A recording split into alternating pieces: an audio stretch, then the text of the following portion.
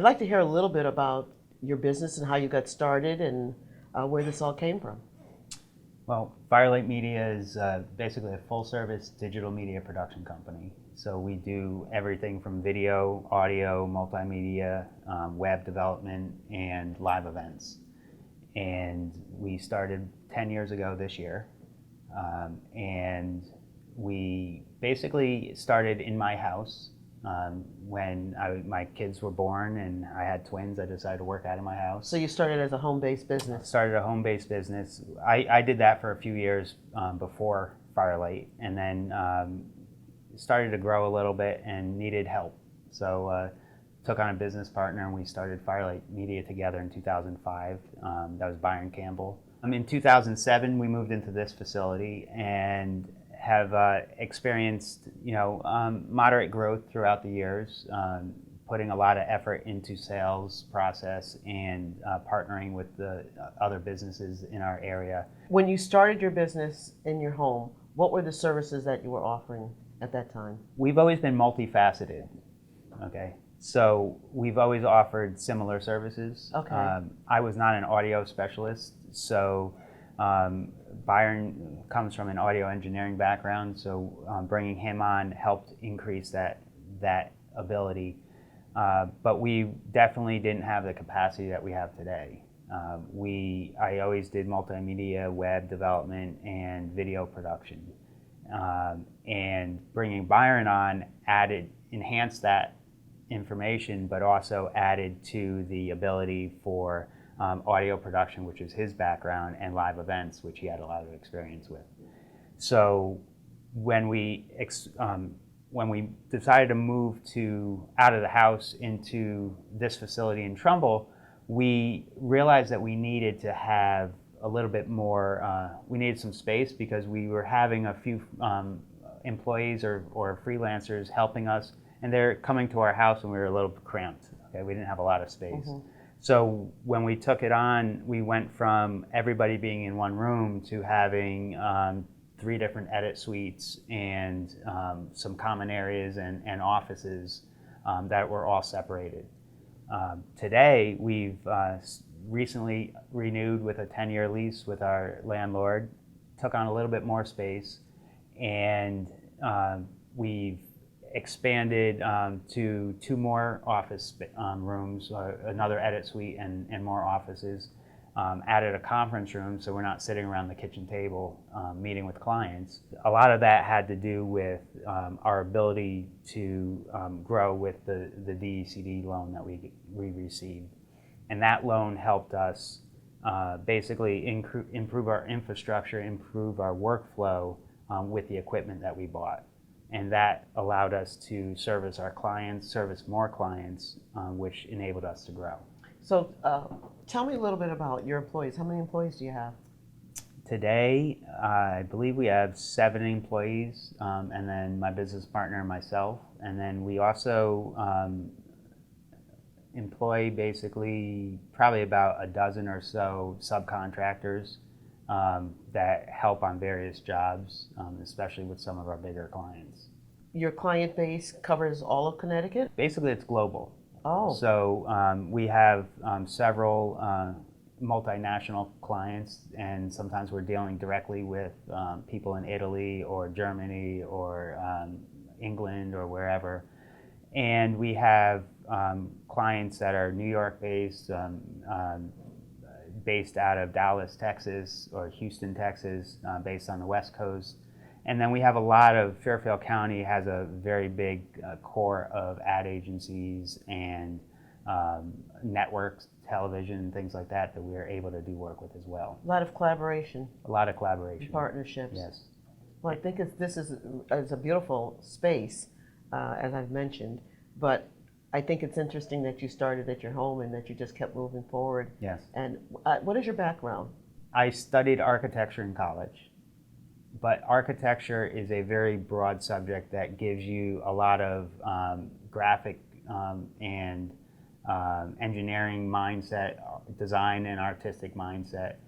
And when I came out of college, I was actually offered the ability to run a graphics workstation for doing 3D animation.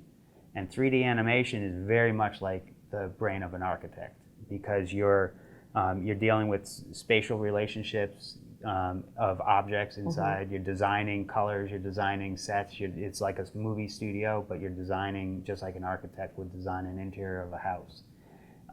So for me, it was an easy transition, and it was something that always interests me. So when I came out, I started in the field of 3D animation and working on a lot of corporate videos again. And that expanded. We needed to, I needed to learn editing to support my 3D work. I needed to learn graphics so I can make composites of my animations. All of a sudden, the web started getting popular, so we had to figure out how to put our videos on web.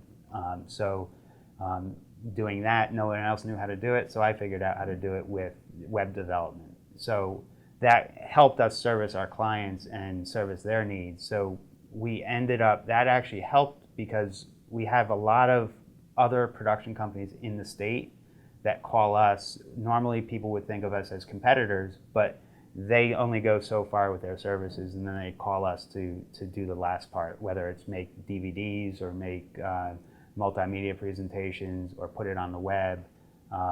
We basically fill the gaps where other companies sometimes left off. So going back to starting in your own home, as a home-based business, what was your vision? My vision was to basically help my wife with newborn twins, and I did see myself growing. I had for about 8 or 9 years previously to that, I had been basically helping other people grow in their businesses and develop. I built a graphics department for another company, and I helped develop the web technology offerings of another company. And over the years, I just said, you know, I can do this on my own. And I could probably make a living doing it because they're marking me up a lot. I could probably have a marketplace for myself. So that's kind of how we developed. Because of the way we kind of step through our offerings, we are able to really partner with our customers, our clients. Mm-hmm. And even the large corporations, they might not have a production arm, but we're partnering with their communications arm or the marketing arm and collaborating on how the project is. A lot of the ad agencies we work with, they have the design and the ability to do all the creative part, so we basically just help them execute it. So we step in however we're needed. I'm very glad to be here today, and it's really a great story. It's really about not giving up too, you know? Absolutely. And following your vision changes according to what else is going on, and you've been able to do that, so congratulations. Thank you very much. Thank you. Thank you. Earlier I talked to Steve about the history of the company and how he got to where he is and how this business has grown. I'd like to ask you first a little bit about your background in this company. Started out in audio. I was a sound designer. Actually used it as a way to not have to sit with my mom at church. They were looking for some people when I was 12 years old to go up into the church to deal with audio, and lo and behold, I met my mentor. Yeah, my mentor, and have been friends with him for over 30 years. We still talk to this day, and we're buddies. And it was a way of getting out of, you know, having to sit next to my mom in a pew in church, and who knew that would lead into a career in audio. And that's where it kind of progressed, and worked in New York City for quite a few years, and then found out that a lot of things that both my business partner and I had worked on, we actually worked on together without even knowing that we worked on it together. Because when I was putting together a demo reel of our company early on, he goes, "Oh, where'd you find that tape?" And I'm like, "What do you mean, where'd I find that tape? That's my tape." And it was something that he had worked on with animation and stuff like that. So we kind of found out that our paths had actually crossed many more times prior to that. But then just really been really enamored with the audio video industry, and learned about video editing, video producing, graphics. I'm not as good as Steve is with definitely with the graphics, and a lot of times on the directing and producing, but I can hold my own. But he recognized that he didn't have some skills that he needed, and he found you. Yep. right? We had been working together. He was a freelancer at one of the places where he designed the graphics department. And he and I would chat and kind of hit it off, and it just kind of grew from there. And when he approached me, it was actually at a crossing point in my life at that time. Was what's my next step? What am I going to do? And I was looking at all different options because I knew it was not going to be pretty, and basically it was going to be at that time it was either I was going to leave the company or potentially somebody else was going to have to leave, and I was going to have to expand in the company. And I really didn't. I guess I kind of like was looking out for him too, and saying, hey, I don't want him to be without a job, because he had gone through some hard times recently. So. Well, it sounds like it's been a really good partnership. It has. I mean, we had our ups and downs. I mean, we made through 8 and 9. 2008 That's and 2009. a big deal. Yeah, that is a big deal. But the growth has been great. We've been blessed, and we were just at that point a couple of years ago where we're right at that. We need to make that next step, but we didn't have the finances to necessarily to do that next step. All in the bank at the same time, because we're both supporting our own families and et cetera like that. So that's actually when I reached out to Paul Timpanelli and said, at a debate, local town debate with the Bridgeport Regional Business Council, and Paul says, hey, so how you doing with business? I said, well, we're right at a crossroads. We need money. And he goes, don't we all? And they told me about the DECD. That sounds like him. Yeah. And he told me about the DECD grant and loan, and he said they were going to have a program, that they were sponsoring a program in the very near future, and to come on down and listen to it. And I did at Housatonic. Did they did a large presentation? They had the state came down with a large presentation, and I said, wow, okay, this is pretty good. We might be able to get this piece of equipment that we want, which it's not a cheap piece of gear. And so I came back and I talked to Steve, and we started pursuing it. And we ran into Tony Wong in one of our settings or networking areas. And Tony and I have known each other for quite a few years, because our kids used to play soccer against each other. So I chatted with him. He says, no, you need to keep going. You need to keep going.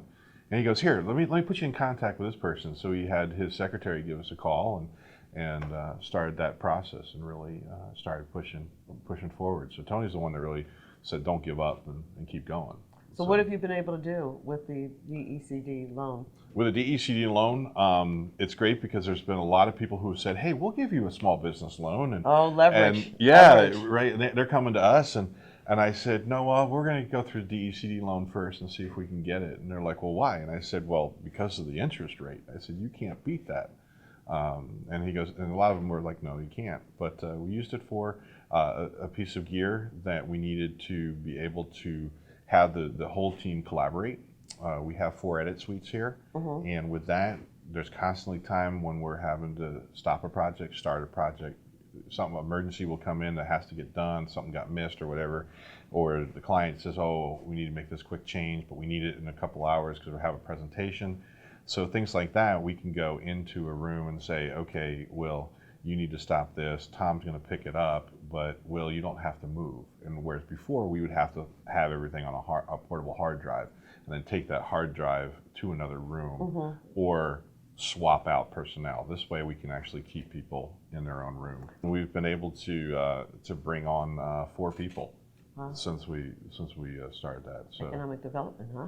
Yeah, that's great. Yeah. 'Cause, and I maybe when I think about one of my future segments, I'll actually bring in someone from DECD and talk about the process, so it can get out there to broader people. But I'm glad that you didn't give up along the way, that you didn't stop and continued to move on, because you were able to hire people, expand, and buy equipment.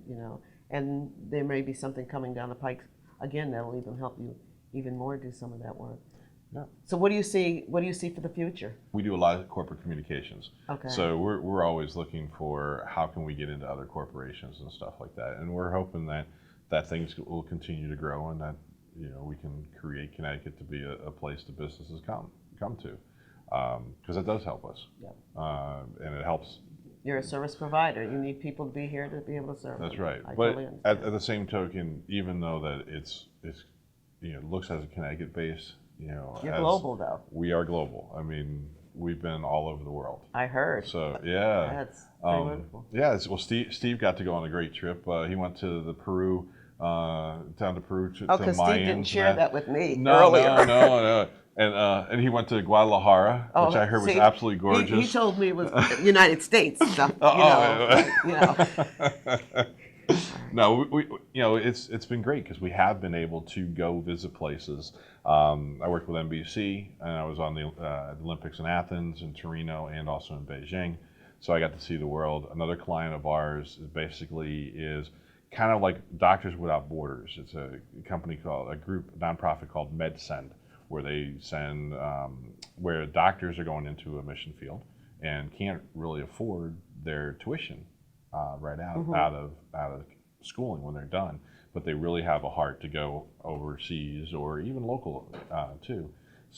So what MedSend does is they give grants, and while you are overseas or working in this type of providing, they will pay your tuition fee and keep going. So what they did is they had somebody that donated a fair amount of money and said, we want to see these people out in the field. And so I got to spend 2 weeks jumping all over Africa, meeting quite a few people, and got to see some places, and eye-opening, definitely. So it helps you see the bigger picture too when you go someplace else, and you can just identify there's so many more things that I could be doing in this business. I think that's what you all saw in the beginning, that such potential to move from one thing to another and to grow the business. So what I hear in this story is that moves me is that you started out so small with something that you want to do, and people came together.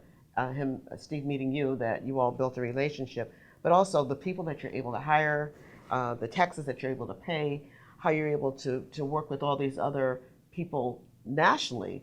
I think that's really wonderful. And I would encourage you that if you have a need for such a service, that you contact Media Group. They're here in Trumbull. Their number is 203-268-9476. And I'd like to come back again and at the end of the year to see what else you're doing and talk to you and see what's happened in the growth for business. Are you seeing some more business here? Love being here today and hearing your story. And I want to also say I'm glad that you were not discouraged. And I would encourage other people that when you go to ask for information from any place, whether it's a state agency or if it's a local agency, to not give up and to ask more than one person for the information, because that's what you all did and that's what you kept moving forward. And I'm glad you did that. Yeah, it's good to have good representation, with the state level. Definitely, like as with Tony, we knew him, and he said, hey, keep going and keep pressing. Paul Timpanelli too, and it's great to meet you. And you can call me if you need me. Absolutely, and that's one of the things that also is really important, is being able to network, and that's definitely what the BRBC does. It's also what you guys do. Yourself and Tony Wong, and you're out in the community, and you're talking, and you're getting the pulse of what people need and are looking for, and you guys can offer ways that we don't know, because we're all learning, and there's new opportunities, and things change constantly. Yeah. And I'll try and stay abreast of those things so I can share them with you. That'd be great. So I hope you sign up for my Love newsletter so you can get my blast to see what else is going on. There we go. All right. That sounds great. Thank you very much. Take care. Thank you. Yep.